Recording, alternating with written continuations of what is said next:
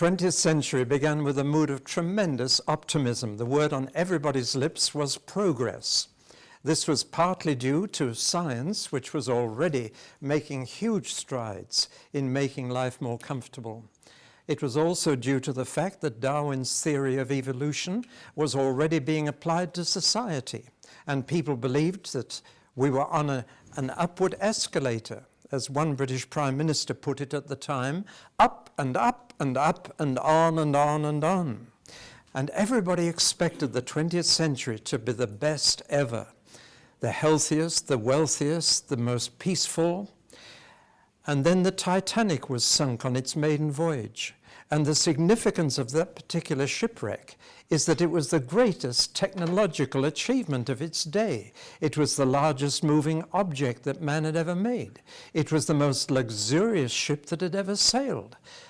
And it went to the bottom of the ocean on its first voyage. And that was the pricking of the bubble of optimism, the first major disaster of the 20th century. And that was quickly followed a year or two later by World War I, when millions died in the mud and blood of the trenches, and less than a quarter of a century later, World War II. In fact, history's greatest disasters have happened in the 20th century. And of all of them, the most horrific was the Holocaust. It is still producing shockwaves of horror. The murder of 6 million Jews, 1/4 of them children. And they weren't even fighting anybody. They were not involved in the conflict.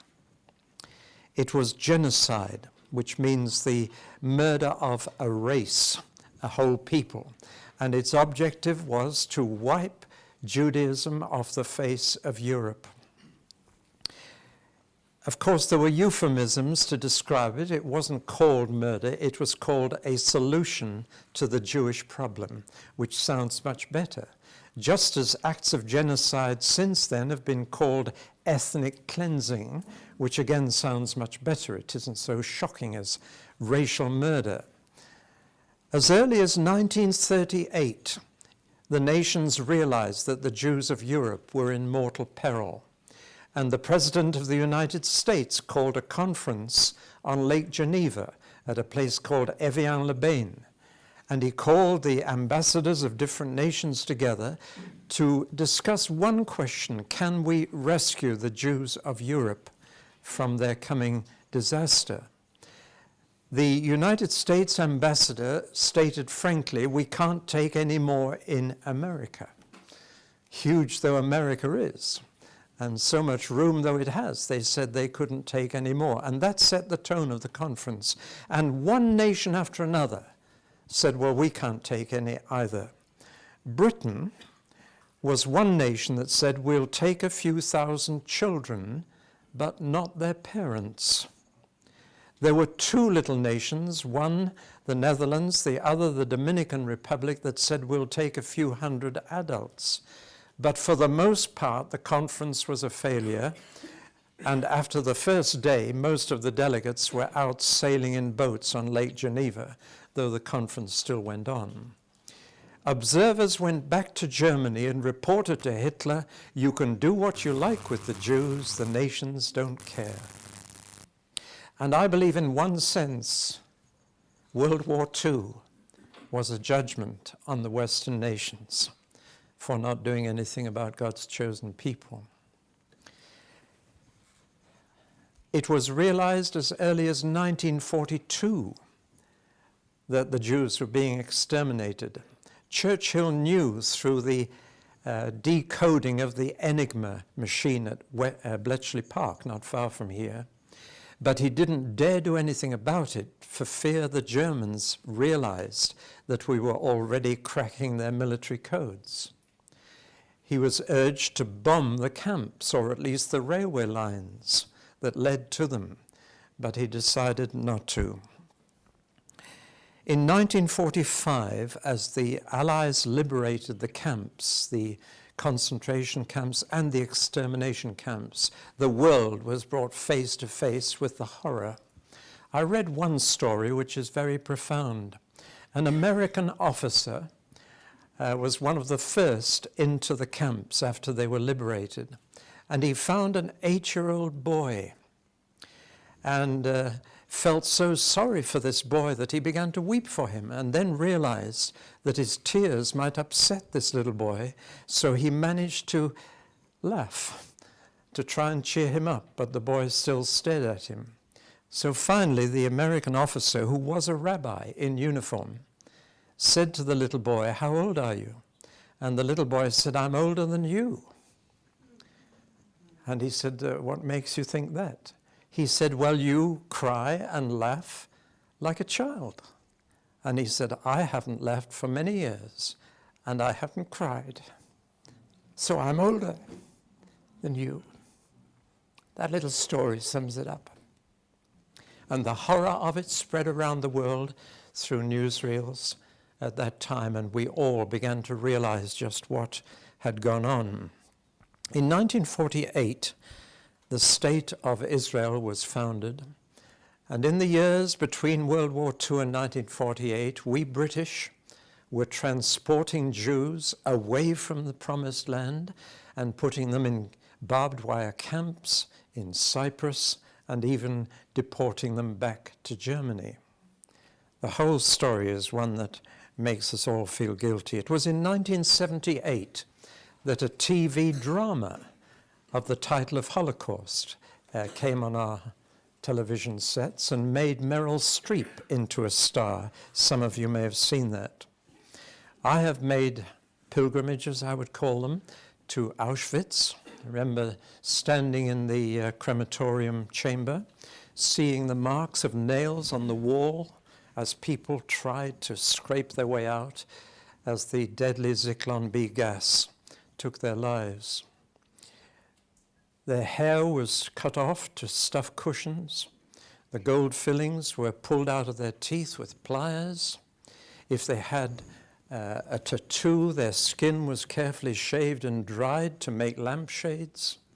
If they had any fat, that was cut off to make soap. And after they were incinerated, their ashes were sold off as fertilizer. And from coming in to being sold off as fertilizer took 1.5 hours. I have been shown round the Warsaw Ghetto by a Jew who described for me vividly what went on as they were trapped inside the largest Jewish community in Europe at that time, before the war, and how they buried the records of what was happening in underground cellars. And I watched archaeologists looking now for those records. Then I went from there to Treblinka, where we had to walk across a field that was 1 meter deep in ashes and clinker, the remains of the Warsaw Ghetto Jews. And I joined in with about 40 young people from Israel who were weeping for their grandparents. Well, I don't need to tell you any more. You have no excuse for not knowing what happened. Everybody should know. I wonder how many of you have been to the Imperial War Museum near the Elephant and Castle in London. There is a magnificent exhibition of the Holocaust there, which everybody ought to see before it closes down. How many of you have been? Let me see. Well, that's only a minority of you. If you are really concerned about the Holocaust, you ought to see it. It's magnificently done. All the way through the exhibition, as you go through the history of it, one face keeps appearing on the screen of someone who went through it all, describing at each stage what it was like to be in it. And so you live with this person all the way through until at the end you've been through it yourself. We know what happened. And last year was a year in which the Holocaust hit the news again and again, partly because it was the 60th anniversary and there were still a few survivors. And so it is one of the last commemorations where survivors are still available to back up what was said. The year began with the Pope in the Yad Vashem Memorial on Mount Herzl in Jerusalem, asking forgiveness for what had been done to the Jewish people and standing by a Jewish lady whom he helped to escape in Poland. It was a moving photograph. Then Tony Blair and Jack Straw decided to set aside January the 27th as the annual Holocaust Memorial Day in perpetuity. And today is the first date which they decided on. There was a conference in Oxford last July of hundreds of scholars from all over the world meeting to discuss just one thing: how to prevent the Holocaust from happening again. And one of the most prominent leaders of that conference was Martin Gilbert, an Oxford historian, himself Jewish. He has written the most definitive history of the Holocaust. If you ever want to study it in detail, there is his book, Martin Gilbert, The Holocaust, the Jewish Tragedy. And he headed up the conference in Oxford. I've mentioned the Imperial War Museum. There have been memorials to the Holocaust erected in this country, one in Hove, one in Nottingham, by Christians wanting to commemorate this tragedy and remember it. And of course, last year saw the trial of David Irving, who wrote a book trying to prove that the Holocaust didn't happen, or rather that it was nowhere near the scale on which people think it happened. But his trial proved that he was a fraud and robbed him of his reputation as a historian. You may remember the case. So there's no excuse for not knowing what happened. We have the information that we need. But that doesn't prevent it happening again. We need to ask some other questions. And the first question I want to ask tonight is, where did it happen? And the striking thing is that it happened at the heart of Christendom. It did not happen in the Muslim world. It happened in the Christian world, which reminds us that Jews have suffered far more in Christian countries than under any other religion, including Islam. I say this to our shame. It happened in the most sophisticated culture in the world. The German-speaking area of Europe, covering Germany and Austria, was the heart of culture. The most sophisticated culture, Berlin and Vienna between them, provided the arts, the music. It was the world of Beethoven and Mozart and Strauss. It was the world of Einstein until he escaped to America. It was the world of the philosophers and the theologians. Germany led the world in biblical theology in a destructive way, I have to add. They introduced what's called higher criticism of the Bible, teaching many, many pastors to read the Bible with a pair of scissors and cut this out and cut that out and cut it up.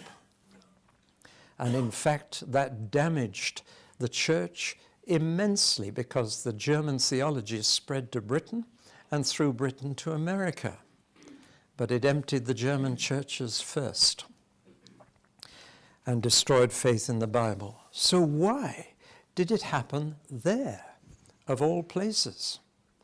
Well, I want to answer the question at three levels: the personal level, the national level, and the continental level, because all three are needed to explain why it happened in Germany, which was, of course, a Christian country.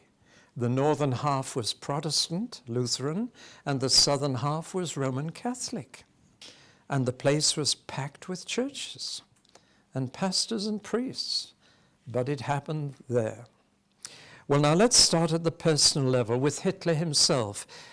Let's try and understand why he developed an attitude to the Jews of hatred and contempt. He didn't have that at the beginning. Let's start the story with Hitler as a failed artist, a watercolor artist and architect in Vienna, a poor student. So poor he didn't have an overcoat.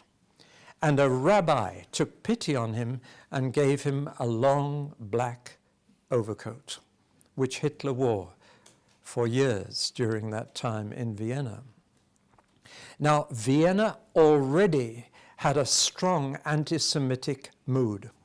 Already Jews were despised and were suffering in Vienna. And when Hitler first encountered this anti-Semitism, he wrote this in his diary, and I've never heard it quoted.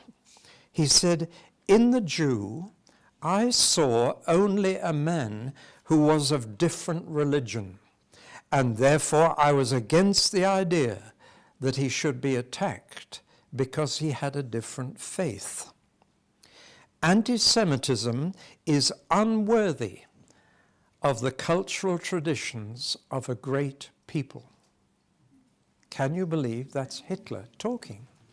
So what went wrong? What changed his thinking?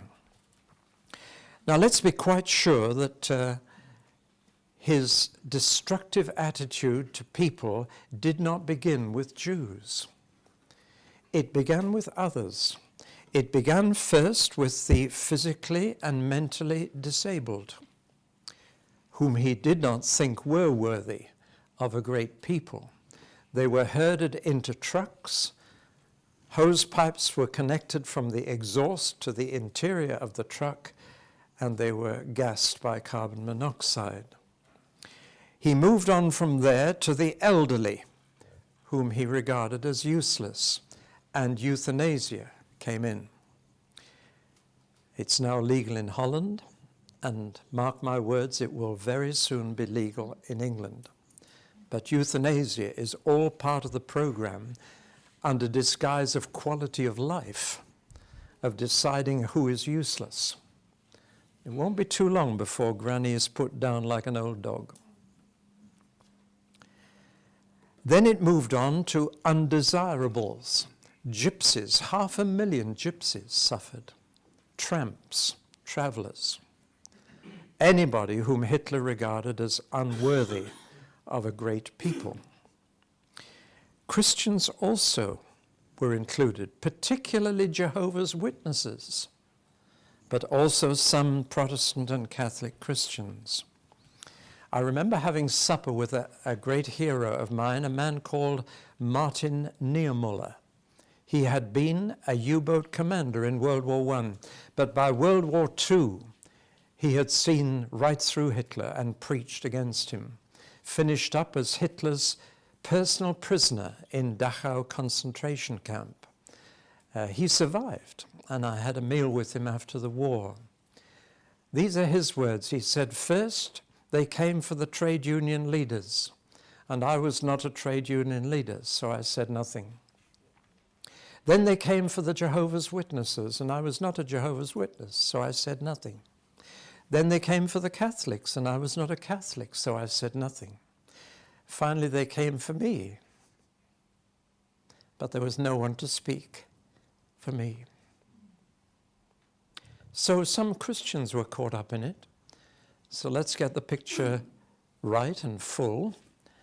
But finally, this whole hatred turned against the Jewish people. Now, why? There have been many attempts to diagnose Hitler's thinking.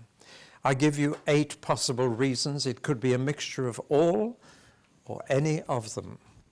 The first and simplest is that while he was a student, he seems to have contracted syphilis from a Jewish prostitute called Hannah in Vienna, whom he shared with a number of his fellow students. Was that when something began to change in his heart? The second is that the Jews were dominating social life in Germany. They dominated the press, the theater, the banks, the universities. 3/4 of the professors were Jewish. And there was Hitler trying to say the Germans are the superior race. Didn't fit. He accused them of moral decadence, and there is a truth in this. When Jews stop being Jewish and stop believing in God, they can be worse than others. And he accused them of producing 9/10 of the smutty literature and tripe in Germany, of corrupting Germany with foul paintings, and literature.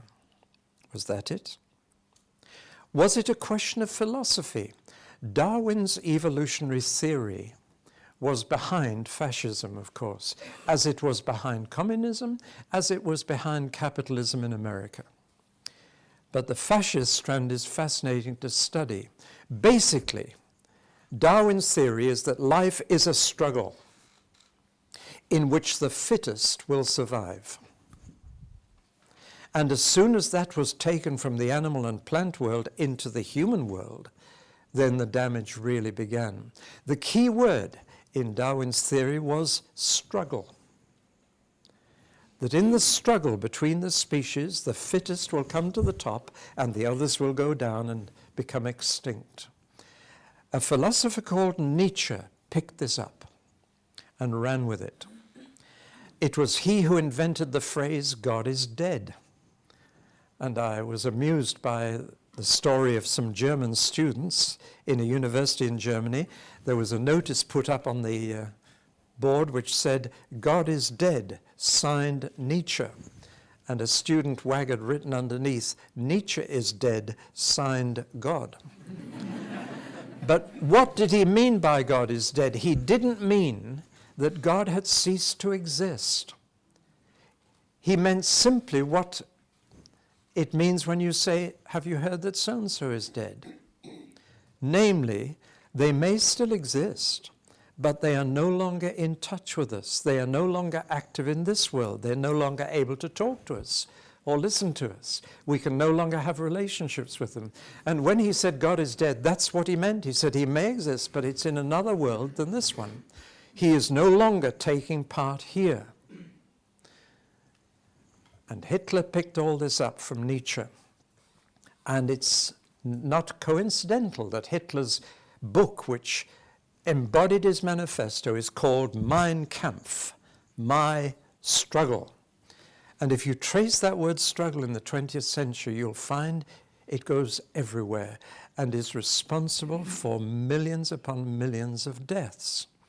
John D. Rockefeller taught evolution in the Sunday school, where he taught every Sunday.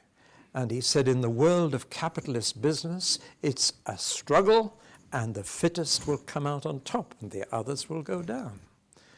And American capitalism was built on this. So was communism.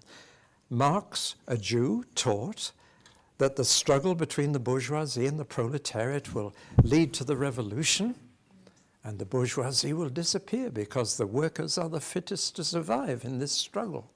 But fascism picked it up, and the superior species were the Aryans, the Germans, and the Jews were at the bottom of the natural selection. Was that what lay behind it? Was it Hitler's fear and hatred of communism, which he believed was a Jewish invention? And indeed, most of the early socialist leaders in Russia were atheist Jews, as Karl Marx himself was. And so there was truth in the fact that communism was a Jewish political invention. And after World War I, there were two extreme right and left parties struggling for the soul of Germany. On the left was communism, Jewish communism from Russia. On the right was Hitler's National Socialism or fascism. Was it because the Jews to him represented communism that he saw them as the enemy? There was one publication which undoubtedly had an influence. It is a fraudulent publication. It came out of Moscow, and it is called The Protocols of the Learned Elders of Zion, where scholars have now traced its origin from a novel. But from this novel, a conspiracy theory was embodied in this booklet. It's no more than a booklet, and you can see original copies in the Imperial War Museum today. This book claimed that the Jews had a secret conspiracy to take the whole world over. It is packed with lies. It was based on fiction. It is, John D. Rockefeller distributed millions of copies in America. It is still one of the best-selling books in the whole Arab world.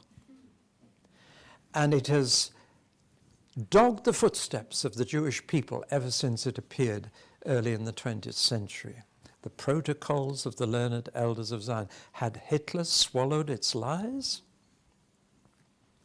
Or was it simply that any political leader with ambition, in order to unite his nation, has to find a common enemy? There is nothing unites a people so much as having a common enemy to face. That's why during World War II, churches in this country were packed for prayer. When the king called a day of prayer, every church in the country was crowded to the doors.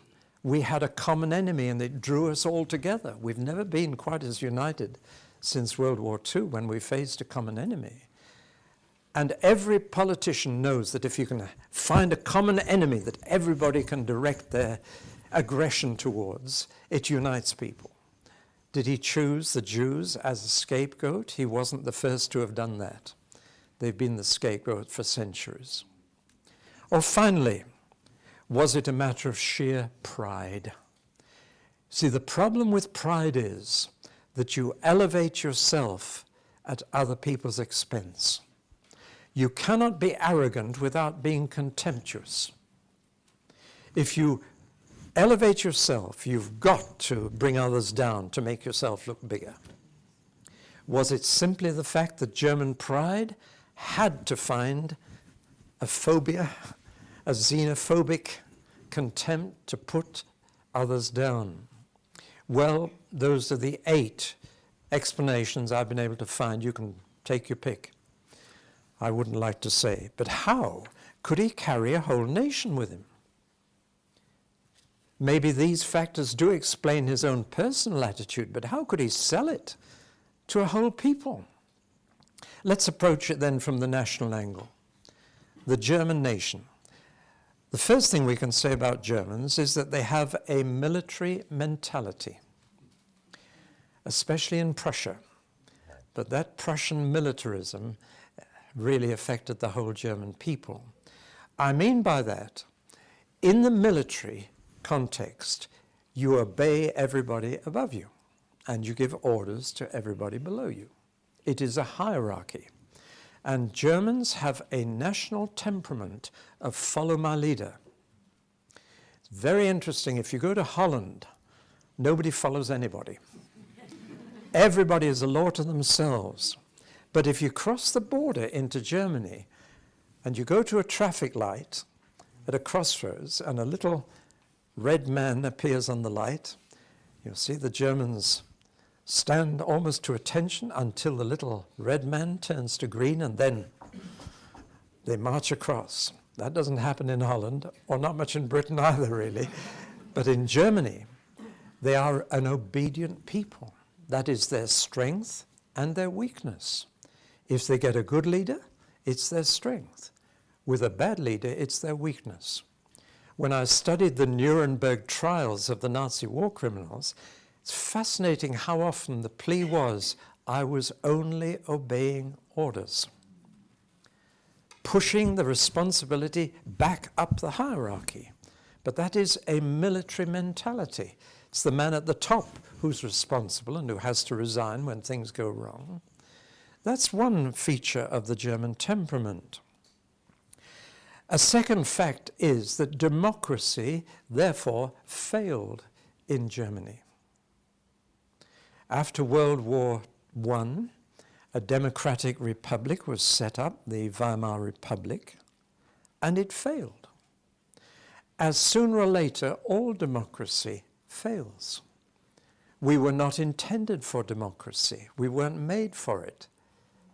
We're made to live under a king, in a kingdom. There's not a trace of democracy in the Bible, though many people think it's the Christian way. Winston Churchill was nearer the truth when he said, democracy is the worst possible form of government except all the others, which is a typical Churchillian remark. But it certainly failed in the Weimar Republic in the 20s. Inflation was rampant. You needed a wheelbarrow full of Deutschmarks to buy a loaf of bread. Unemployment reached unheard of heights. And when you get high inflation and high unemployment, you've got a ripe situation for a dictatorship. And it could happen here.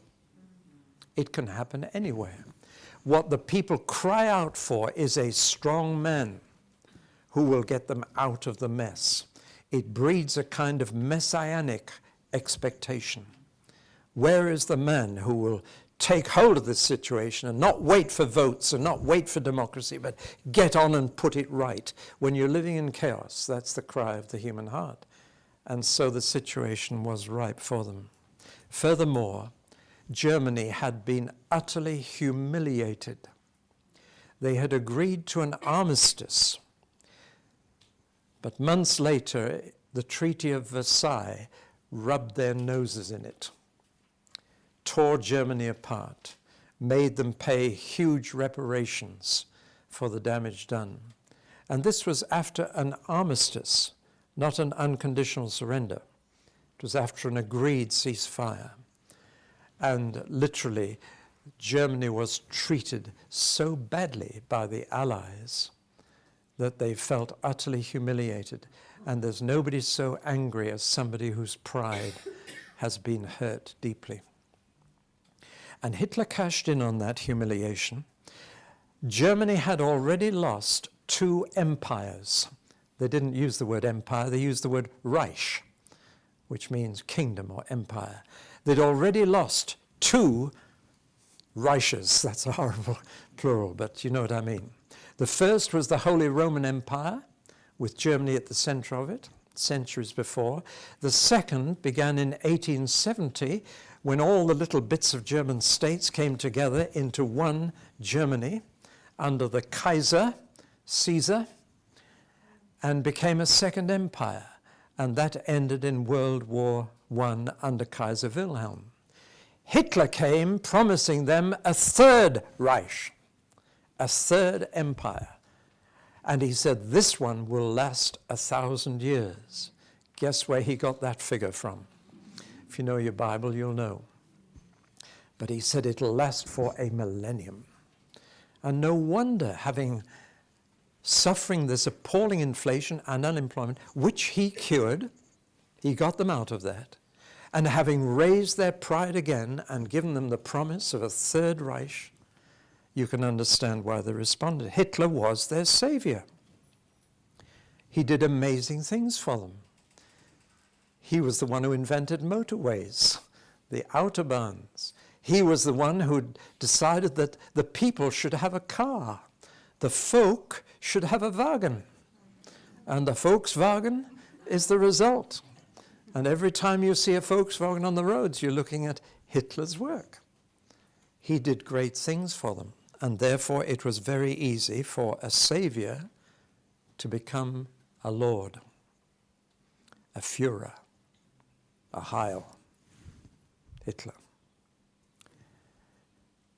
And moving on from that, he certainly met their spiritual needs. Not just their psychological needs or military needs or needs for work, need for food. He met their spiritual needs. He started a new religion. There's no question about it, that Hitler was religious. I don't refer to the fact that he was born and christened a Catholic. I'm referring to a religion that was new. It was the religion of the state, a state religion. Worship of the state and its supreme head, Hitler himself. Somebody has very shrewdly said this. He was a prophet in Munich, a priest in Nuremberg, and a king in Berlin. And when you look at what he did in those 3 cities, you understand the amazing strategy of his policy. Those 3 cities covered Germany: Munich, Nuremberg, Berlin. And in Munich, he propounded his manifesto. He wrote Mein Kampf in the prison in Munich. And it was there that he first promulgated anti-Jewish legislation. But in Nuremberg, he held the worship ceremonies. I've been to Nuremberg and walked around the stadium and the huge arena with the temple and the burning flame modeled on a Greek temple, where he walked alone, surrounded by thousands and thousands of followers with flags, fireworks, searchlights. The whole thing was religious. It was priestly worship, and he was their priest, leading them into this magnificent future. But in Berlin he ruled. In Berlin he reigned. In Berlin he was feted as king. Their state religion devised alternative services to baptism for babies and weddings and funerals, so that folk religion could be brought into this state religion. It was a religion. And people are incurably religious. If they don't worship God, they've got to worship somebody else. And he met that need. And it became a religion. There's a new book just come out by Ian Kershaw called Nemesis. It's volume 2 of a very huge life of Hitler. And his thesis, it's been acclaimed as one of the best studies of Hitler that's been written. The thesis is very simple. His secret was religion, state religion, and that people worshipped him and his state. When the darker side emerged to Hitler, many in the nation were horrified. But by that time it was too late to object, because all opposition had been crushed in political life. There were no other parties. There was nobody to vote for. There was nobody to raise a protest. Individuals made protests and paid for it. And by the time the darker side emerged of all this, fear had taken over. And people who are afraid rarely protest. That's the national angle. What about the continental angle? For this, I must go a bit further back into history. I'm talking about the continent of Europe. What had been happening in Europe for the previous 100 years to Hitler? And the answer is that throughout Europe, during the late 19th and whole of the 20th century, there was a rising tide of nationalism, and royalty was disappearing. By World War I, 24 crowned heads of Europe had fallen, and Europe was now smothered in republics. The few thrones that remained were constitutional monarchs like our own, who reigned but did not rule. Throughout Europe, this rising tide of nationalism goes beyond patriotism. Patriotism is to be loyal to your country. Nationalism says, my country, right or wrong. And that's not true loyalty. And nationalism has the other side to it of racism, of anti-other nations. And this rising tide of nationalism inevitably led to racism and therefore xenophobia, the fear of strangers in the midst, and anti-people of other races living in your country. Inevitably, therefore, the Jews suffered. There were outbreaks of anti-Semitism in Russia, the pogroms, in Poland, and particularly in France. And there is one incident in France I must mention. There was one Jewish senior officer in the French army where there was a lot of anti-Semitism, and people were jealous of him getting so high in rank. And so Captain Dreyfus was falsely accused of spying and selling military secrets to the Germans. He was put on trial and found guilty and banished to Devil's Island. The whole thing was a put-up job. And it caused a huge stir, particularly throughout France. Who was the existentialist writer who managed to get a headline in the press? J'accuse. I accuse, friends. Emile Zola, thank you. Emile Zola led the protests and in fact proved that he was innocent. He was pardoned and brought back a broken man to friends. And it was patently obvious that it was one of his fellow officers who was the spy and who had put the blame on him very cleverly. That incident was to lead to the founding of the State of Israel in 1948. But I'll come back to that later. Now, all this was new and yet not new. It meant that racism, the other side of nationalism, came out supremely in the most nationalistic people, Germany. It was inevitable that their rising pride in nationalism would produce anti-Semitism, for the Jews were the most prominent alien people living within the German borders. And so they were killed by their thousands. They'd been hounded from one country to another. This was not new because for centuries Jews had suffered. For centuries anti-Semitism had dogged them. But what was new was the reason for it. Through all the previous centuries, the Jews were persecuted on religious grounds. To put it very crudely and bluntly, they were accused of the crime of deicide, which is killing God, because they were guilty of killing Jesus, the Son of God. And that was the religious basis of the anti-Semitism throughout Europe for centuries. But now this new anti-Semitism was racial and not religious. As Hitler said in his diary in Vienna, he had no quarrel with them having a different faith. It now became a matter of blood. Whether you were a Jewish believer in God or whether you were a Jewish atheist, didn't matter. You were Jewish. And for the 20th century, this was something new, but it had been coming up in Russia and Poland and France. Now it's supremely shot up to the surface in Germany. Well, now we've looked at what happened, where it happened, why it happened at the human level, but there are some questions that have not been asked. In all the literature I've looked at this year, in the programs, 4 hours of them tonight on television, certain questions will not be discussed, and particularly the one I want to discuss tonight, which is the most important question to me, should be to all Jews and all Christians.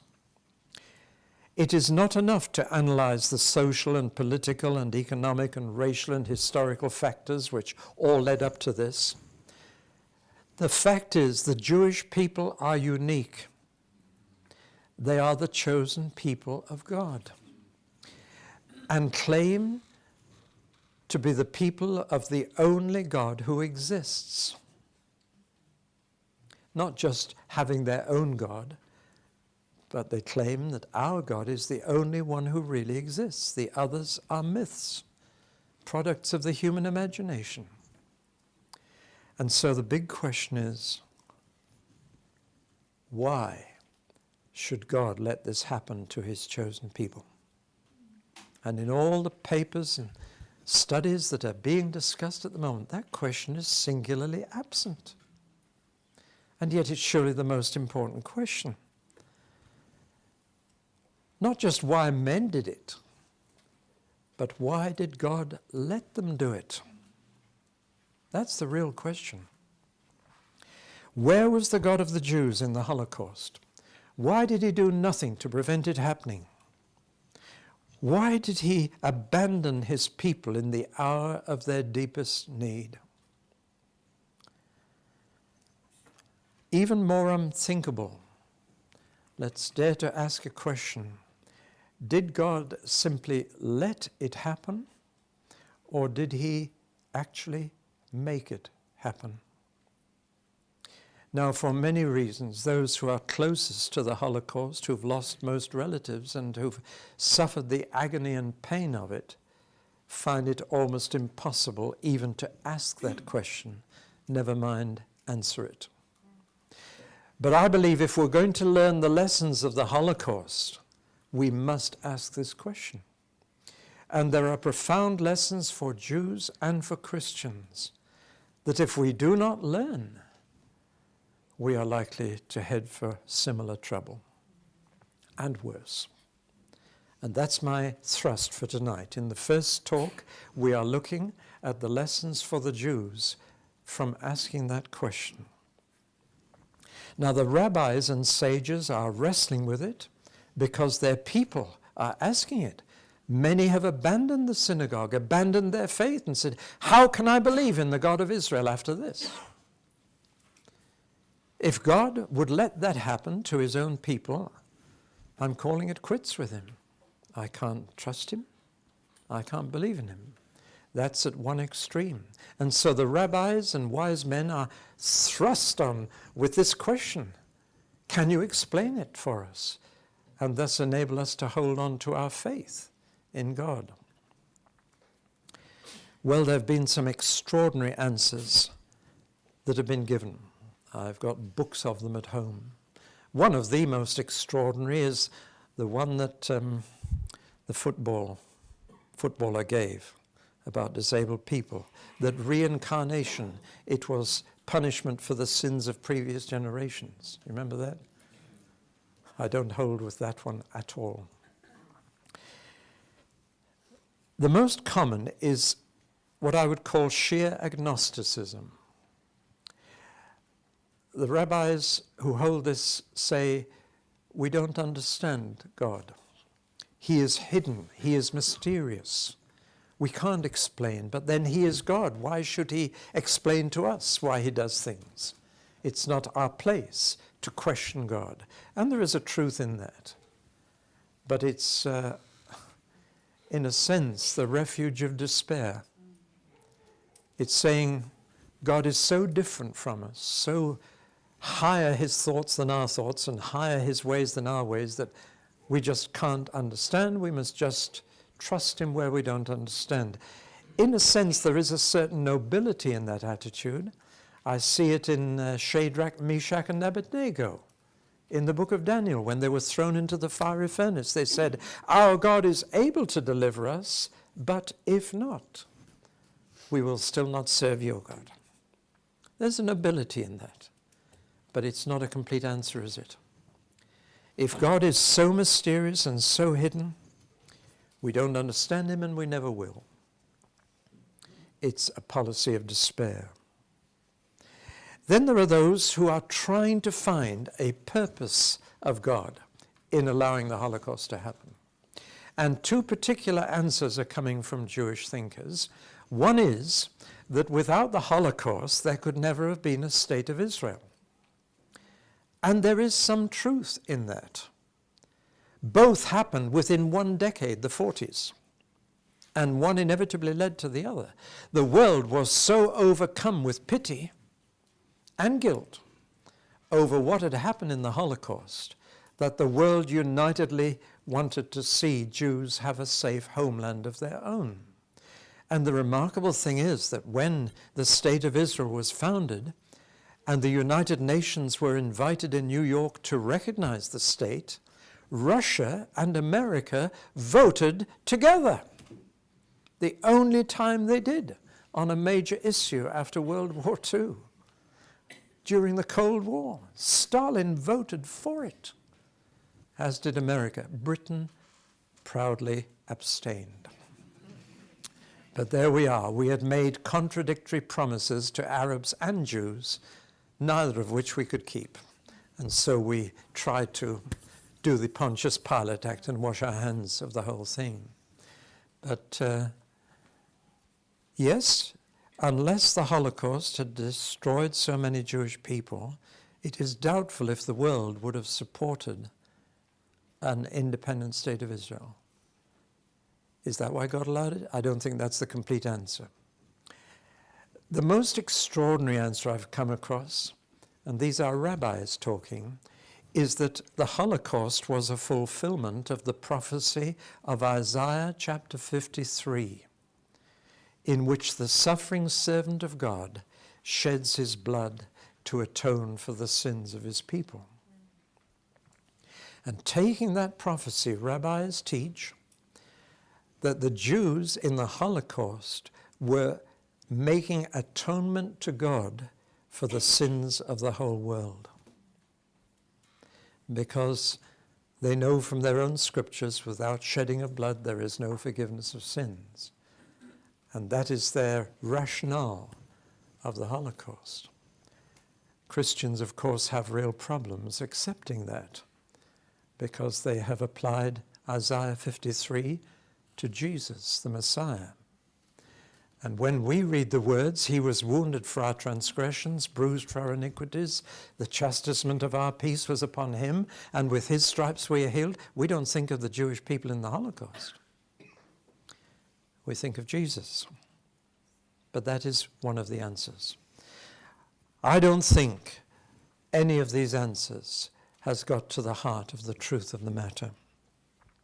It's so easy to blame God for disaster and justify ourselves. But we do need always to justify God. And where that involves blaming ourselves or others, we must face the truth. God is the one who is to be justified, declared to be in the right, for that's what the word means. Now, God has revealed in the Jewish scriptures a record of their own history, made a covenant with them in Sinai after redeeming them, after rescuing them from slavery, bringing them out of the appalling conditions of Egypt. That was also a Shoah. That was also a Holocaust, when every baby boy was murdered, thrown to the crocodiles in the River Nile. God redeemed them, rescued them, brought them out, and then offered them a covenant, a marriage. He said, I will do this for you. I will give you a land of your own. I'll give you health. I'll give you prosperity. I'll protect you. I'll look after you. I'll be your minister of agriculture, your minister of defense. I'll be everything you need, provided you are willing to say, I will, to me. And when you read in the book of Exodus, the forming of that covenant, it's full of these two words, I will, I will, I will. And of course you recognize those are from the marriage service too. The longest sentence in the English language, somebody called them. I will. They were to be his people in his land for a special purpose. They were to bring the world to faith in God.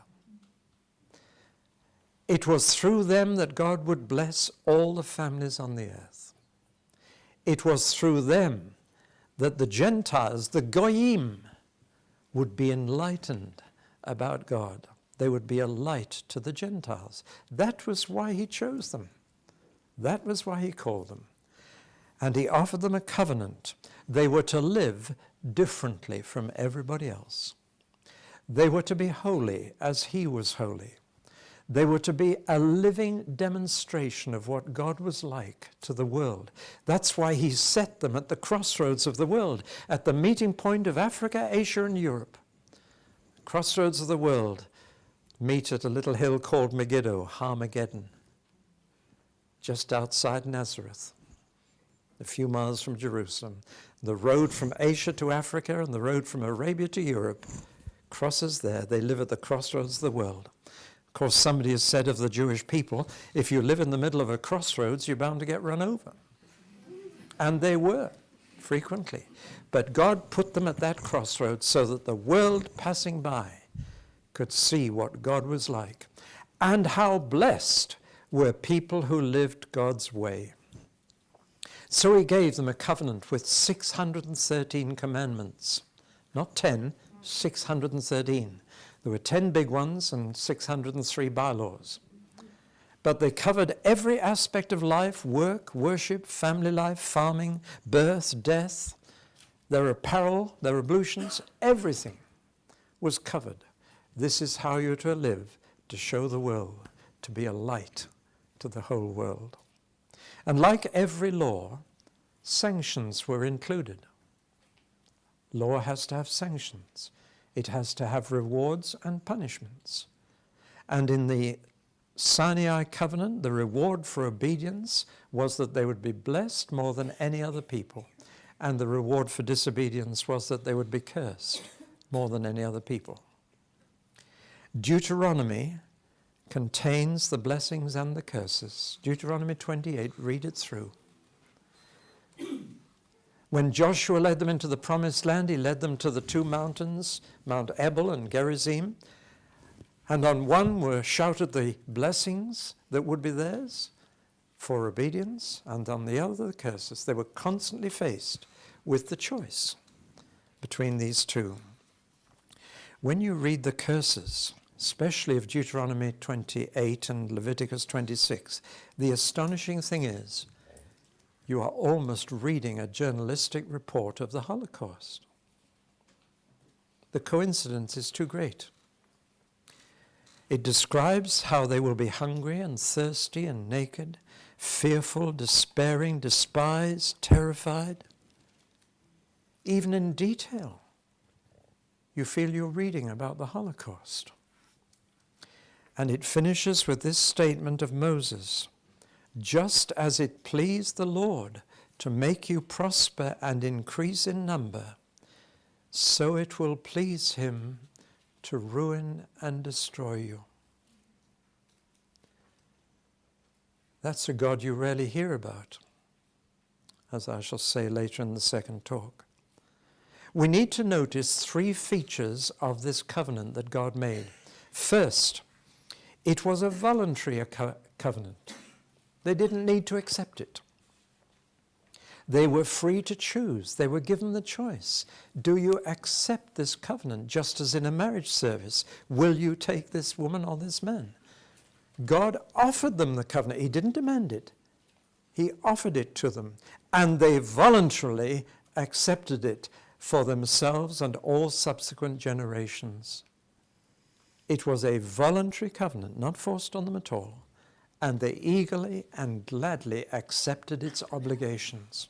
Secondly, it was a total covenant.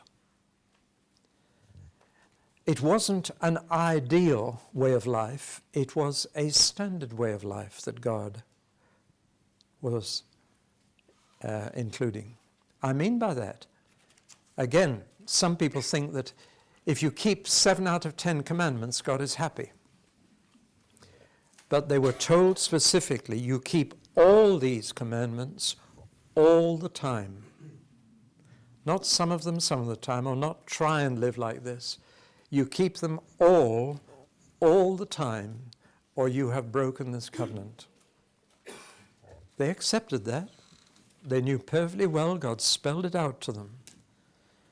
And it leads to the statement of the New Testament in the Epistle of James: if you break one commandment, you've broken the whole law. Because it's a chain. It all ties together, and break it at any point, you've broken the whole thing. And it's become useless. Let me illustrate that. If I'm driving along the motorway at a nice, comfortable 95, and the police stop me, do you know what speed you were doing, sir? Yes, but let me tell you, I've just come from the centre of London, and I stopped at every red light, and I kept within 30 miles an hour limit the whole time I was in London. He is not going to be impressed. He is going to say, I don't care what you've done up till now, you are breaking the law. See?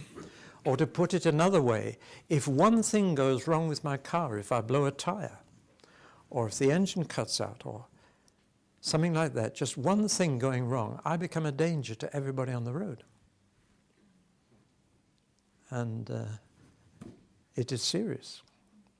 Now, similarly, God's covenant was voluntary, but it was total, and he said, you keep it all or none. The whole thing is what I call a holy life. All 613.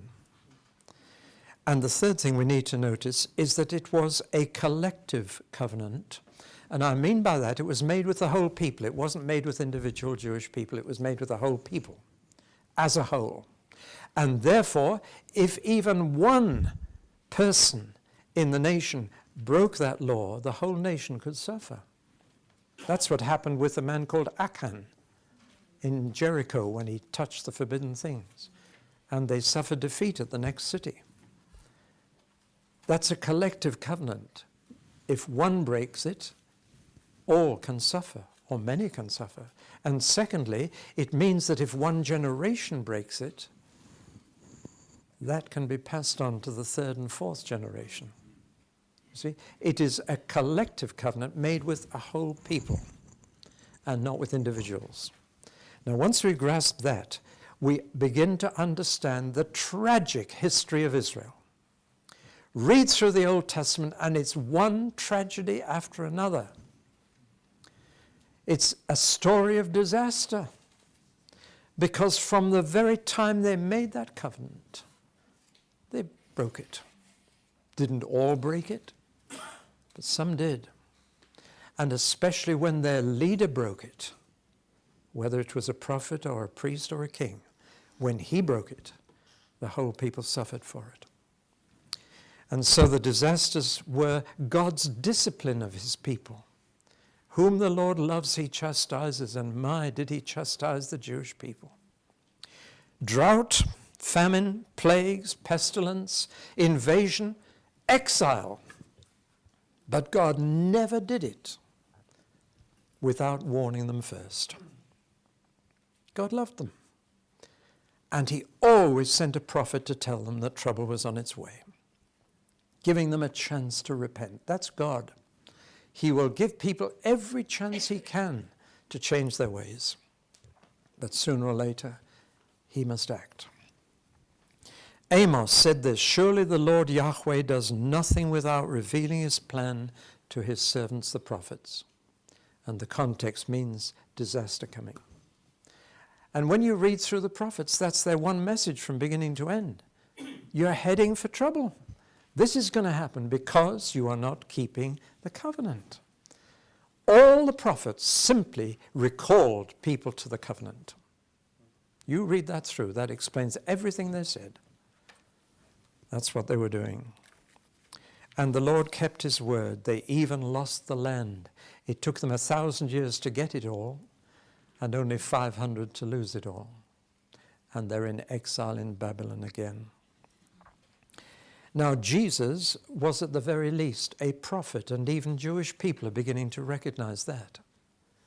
They're beginning to recognize him not just as a teacher, but as a prophet to his people. And he predicted a further exile. He predicted a further destruction of Jerusalem, and he connected both with the rejection of himself. That came out in parable after parable. The Holocaust was the climax of that second exile. The bottom was reached in the 1940s of the second exile. Quite the worst attack they had ever had. Now, was this simply due to the 20th century context in Europe that I described earlier, or were the Jews of Europe, and particularly the German-speaking Jews of Germany and Austria, were they in any sense responsible for the Holocaust? Because if God even allowed it, much less caused it, then in some way it was deserved. In some way, the Jews cannot be held as totally innocent victims who were not responsible. What could they have been doing? In what way were they sinning in a way that could provoke God's wrath? There were two ways, in fact, which I must deal with, though I'll try and be brief. I summarize them in two words: assimilation and tradition. Take assimilation first. The Jews of Europe had now been emancipated. That began with Oliver Cromwell, actually, in this country, who allowed the Jews back into England after centuries during which they'd been banished. They'd been banished in 1291. And in fact, there'd been a horrible besieging of the Jews of York in the castle there. They committed suicide rather than surrender to the English soldiers. And from 1291, no Jews were allowed in England. And during the time they were absent, the caricature of the Jew was promulgated by William Shakespeare, Shylock. And everybody in Britain assumed that a Jew was a Shylock. And if you know the play The Merchant of Venice, you know what picture is given there. But Oliver Cromwell invited them back.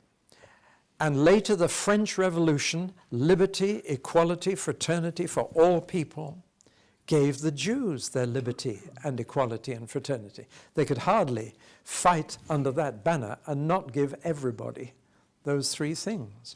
And so the Jews of France were the first to be emancipated. And this spread through Europe. And now the Jews came out of their ghetto. They came out of the limited trades that they had. Money lending was a main one because Christians were forbidden to practice usury. But they came out of tailoring and jewelry, all the trades they had which could easily be packed into a small case and moved to another place. But now they came out of that and developed professions and trades.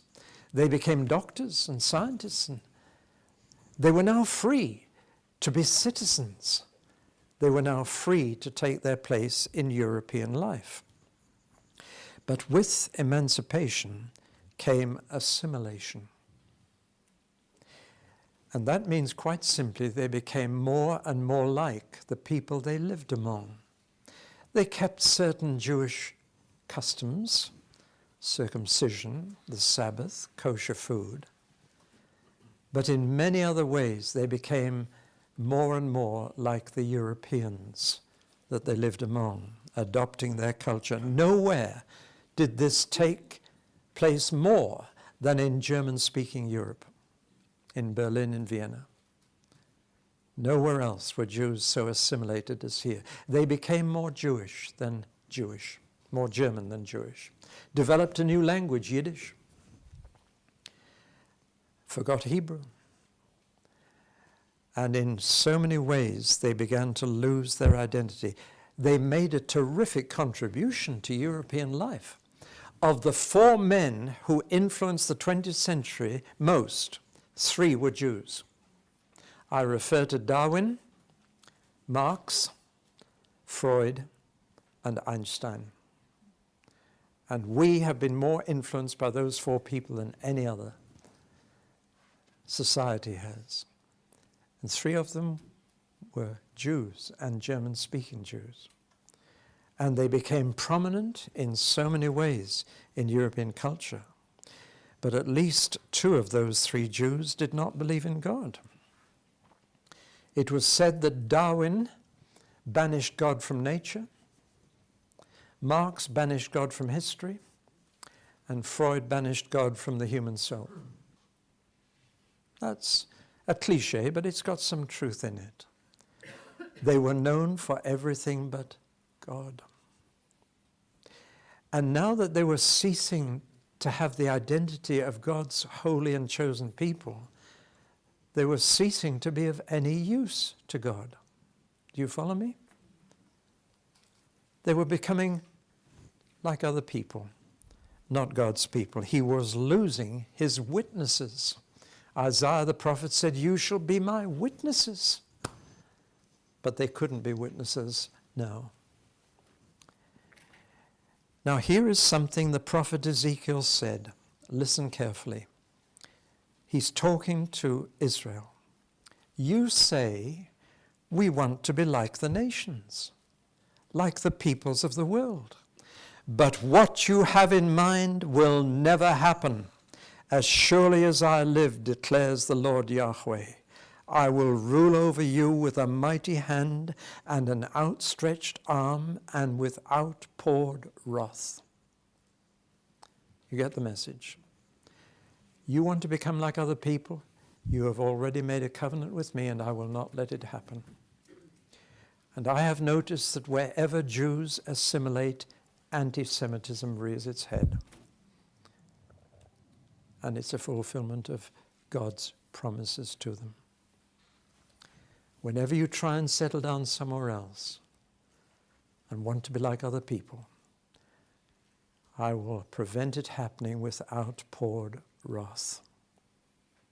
It's an unmistakable message. I had never noticed that in the scripture until Derek Prince heard me talk on the Holocaust, and he said, "Have you read Ezekiel?" And I was amazed to find that clear statement there.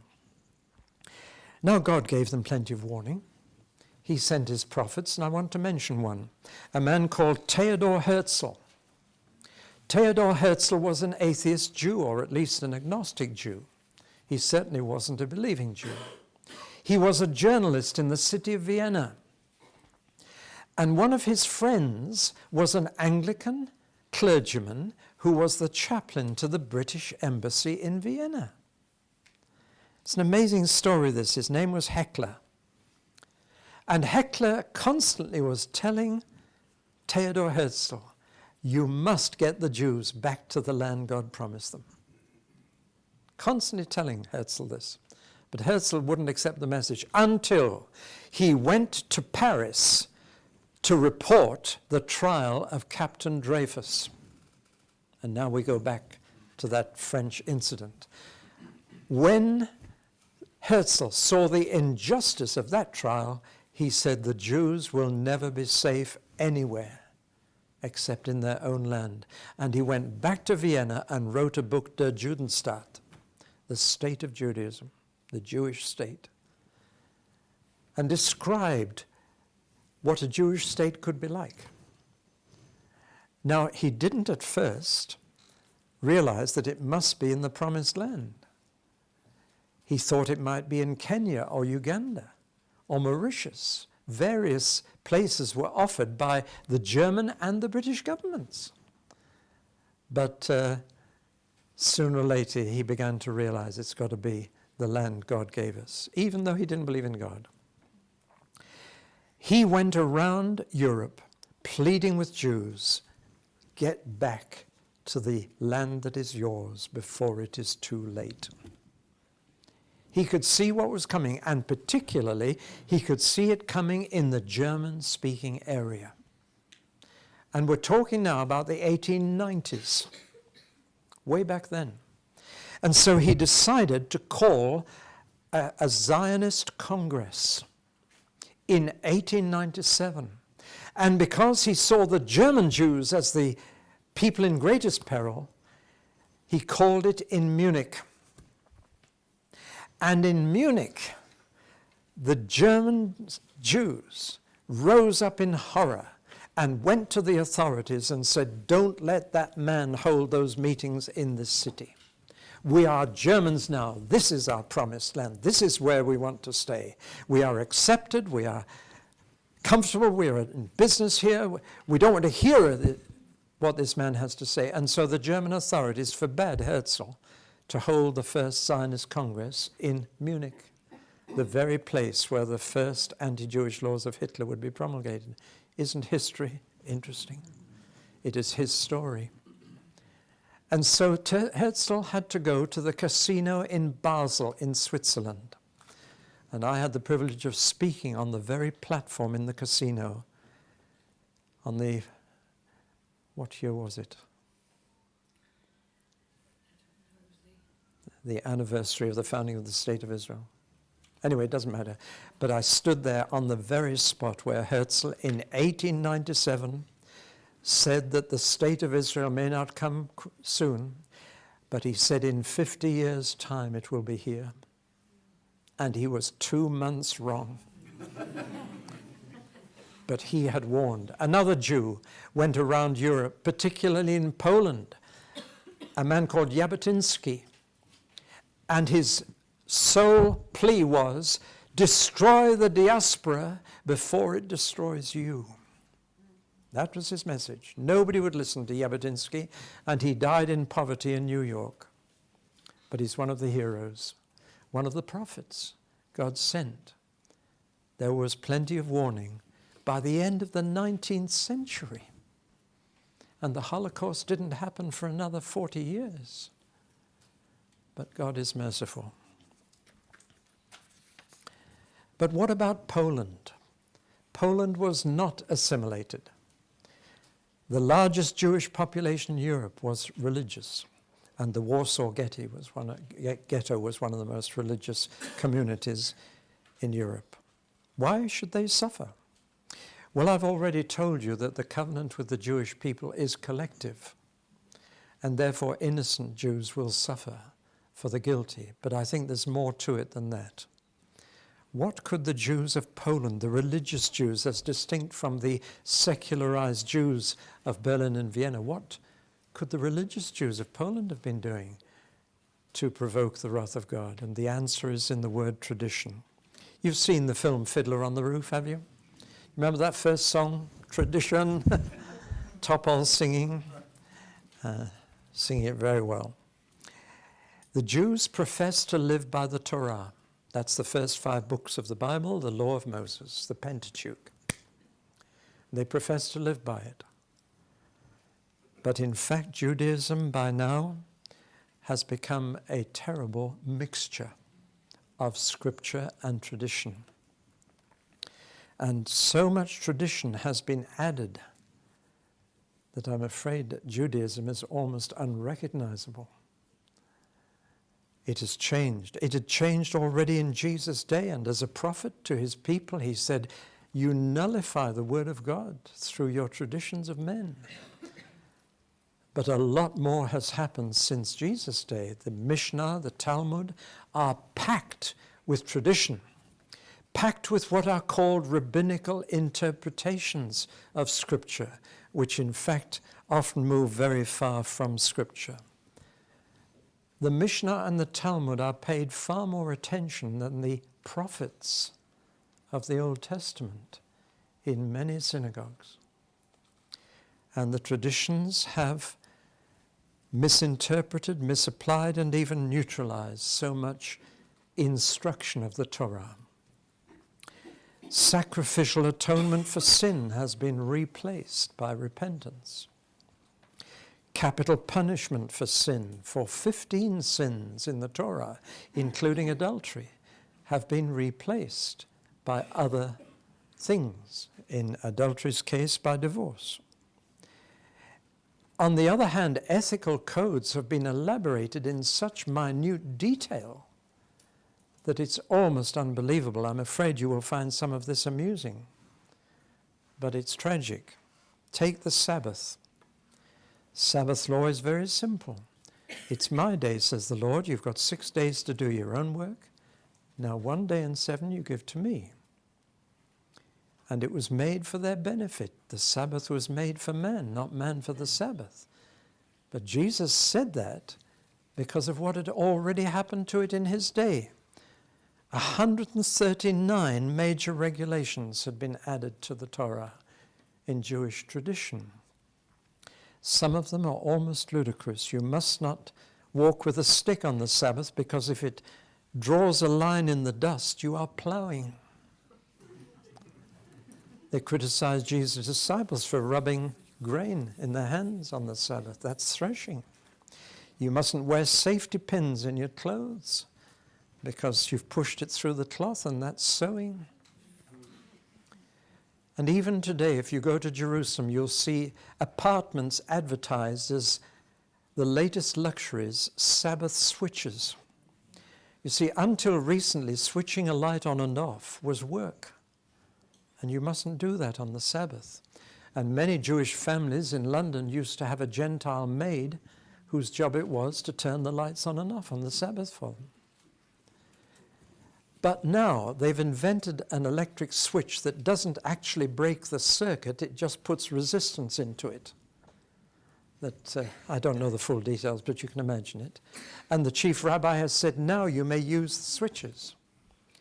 And there are lifts in the apartment blocks, Sabbath lifts. Before these particular switches were put into the lift, you could not use a lift on the Sabbath. You walked up 10 flights of stairs, which wasn't work, rather than press the...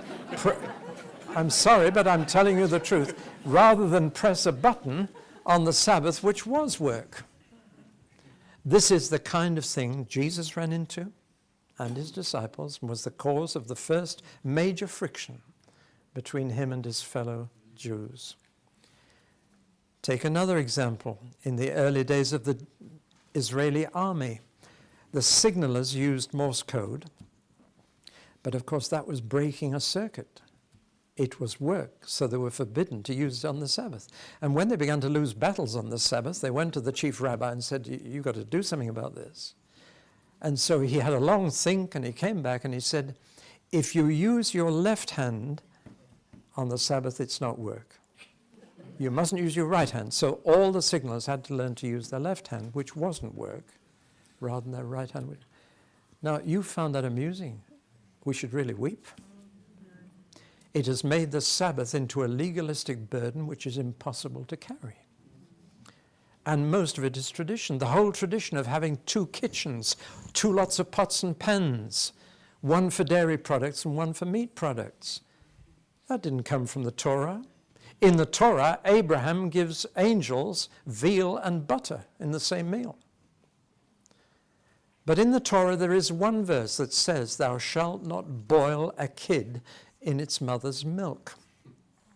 That refers to a pagan fertility cult of the Canaanites, when they thought that somehow using the mother's milk to boil the kid would produce more fertility.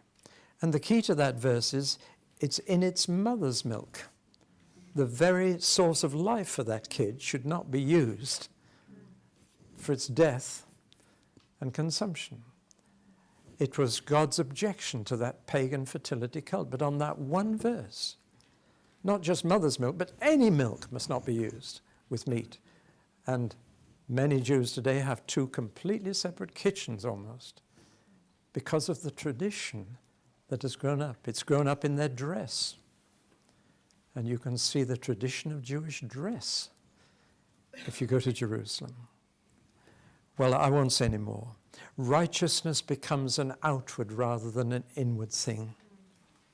Religion is an enemy of righteousness when it becomes so legalistic that that kind of ridiculous, detailed application makes people prisoners of the Sabbath rather than rejoicing in it. Well, I could elaborate on both assimilation and tradition, but in both these ways, the Jews of Europe had been testing God's patience to the limit. He always uses human instruments to discipline his chosen people. He would use the Philistines, or the Assyrians, or the Babylonians, or the Midianites, or the Edomites, or the Nazis. That is God's way of doing it, because he is the Lord of history. But we need to add that that does not excuse those he uses. They do it voluntarily, and they usually go far beyond what he has told them to do. You can read all about that in the case of Babylon. They weren't forced to. They were hurting God when they hurt his people. For God's people are the apple of his eye. That means not a Cox's orange pippin in his hand. It means the iris of the eye. Look into the mirror, you'll see an apple on end in the middle of your eye. And that's the most tender part of your body, the most sensitive. And if anything touches it, the tiniest speck of dust, your eyelid clamps down to protect the apple of your eye. And God says, you're hurting the apple of my eye, the most sensitive part of me, when you do this to my people. So he will judge and punish the Babylonians and the Midianites and the Assyrians and the Nazis. Doesn't excuse them at all that he has used them to discipline his people. Well, I must draw to a close in this talk. There is a limit to the sanctions of the covenant. Thank God, there is a limit which God self-imposed on himself. First, any such wrath outpoured would be temporary. It would not last for long.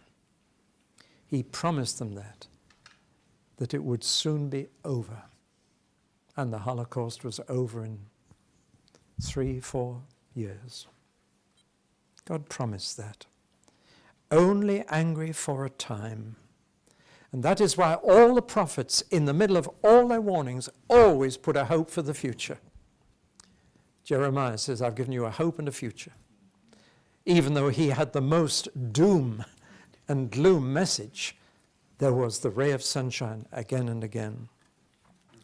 Secondly, the sanctions would never be total. He promised never to destroy them all, never to destroy them utterly, that they would still be there at the end of history. If you want to get rid of the Jewish people, you must stop the sun shining and the waves rolling on the sea. If you can do that, you'll get rid of the Jewish people. Jeremiah 31 says, as long as the sun is shining and the sea waves are rolling, so long will you be a nation before me. And he's kept that promise. The focus has inevitably been on the 6 million who perished, but there were 12 million who didn't. Only a third of them perished. 2/3 were saved. God has kept his promise. I will never utterly destroy you. As Jesus said at the very end, neither his word will pass away, nor will this race pass away. That's the real translation. In your Bible it may say generation, but he said this race will not pass away till all these things are accomplished. And so he's kept that. Their worst suffering did give way to their return to their own land. The Holocaust did make the state of Israel possible. And if the one event demonstrates the justice of God, the other demonstrates his mercy. I can't understand Christians, and there are probably some here, who are absolutely sure that God was in the events of 1948, but never seem to think whether he was in the events of 1942 and 3. That seems to me inconsistent. If God was manifest in the mercy of 1948, then he was also manifest in the events a few years earlier. Having said all this, they are back to the land, but they are not back to the Lord. Israel is an assimilated nation. It is assimilated to Western culture. That is the tragedy. Many Christians are shocked when they get to Israel and find how irreligious it is.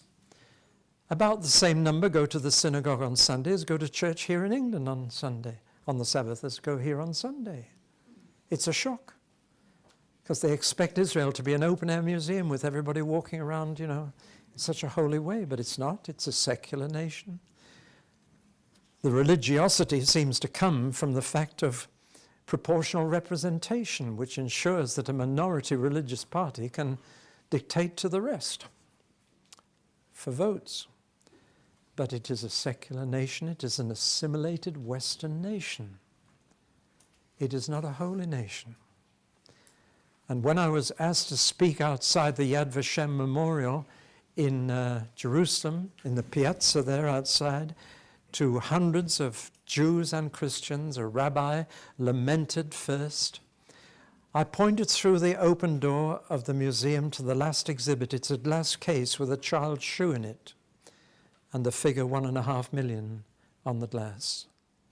1.5 million children who died. And I had to say, do you realize that the state of Israel since 1948 has had 1.5 million abortions?